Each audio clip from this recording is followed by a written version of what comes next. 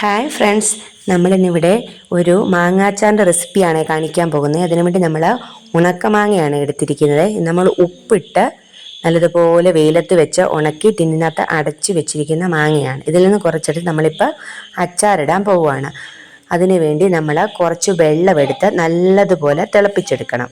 അതിനകത്തേക്ക് നമുക്ക് ആവശ്യത്തിനുള്ള മാങ്ങയും കൂടിയിട്ട് ഒരു 10 മിനിറ്റ് എടുത്ത് മാറ്റി വെക്കാം. അത് നല്ലതുപോലെ കുതിർന്ന് വരുമ്പോഴത്തേക്ക് ഇതിനാവശ്യമായ വെളുത്തുള്ളി നമ്മൾ പൊളിച്ചെടുക്കുന്നുണ്ട്. ഒരു ചീനച്ചട്ടി അടുപ്പത്ത് വെച്ച് അതിലേക്ക് കുറച്ച് എണ്ണ ഒഴിച്ച് അല്പം കടുകും ഉലുവയും കൂടെ ഇട്ട് പൊട്ടിക്കുന്നുണ്ട്. ഇതിനകത്തേക്ക് നമുക്ക് അല്പം കറിവേപ്പിലയും കൂടി ഇട്ട് കൊടുക്കാവുന്നതാണ്. എൻ്റെ ഈ കറിവേപ്പില ഇല്ലാഞ്ഞുകൊണ്ട് ഞാൻ ഇട്ട് കൊടുത്തില്ല.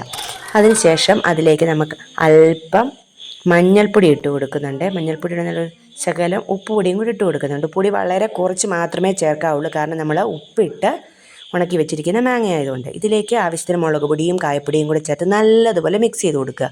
അതിലേക്ക് നമ്മൾ നേരത്തെ മാറ്റി വെച്ചിരിക്കുന്ന മാങ്ങയും വെള്ളവും കൂടെ ചേർത്ത് ഒരു തുള്ളി പഞ്ചസാരയും കൂടി ഇട്ട് കൊടുക്കണേ. എന്താണെന്ന് വെച്ചാൽ നല്ലൊരു ടേസ്റ്റ് കിട്ടുവേ. നല്ലതുപോലെ ഇളക്കി നമുക്ക് മാറ്റി വെക്കാം. ആദ്യം നമുക്ക് തോന്നും അല്പം വെള്ളം കൂടുതലാണ്, പക്ഷെ പാകമായിരിക്കും. താങ്ക്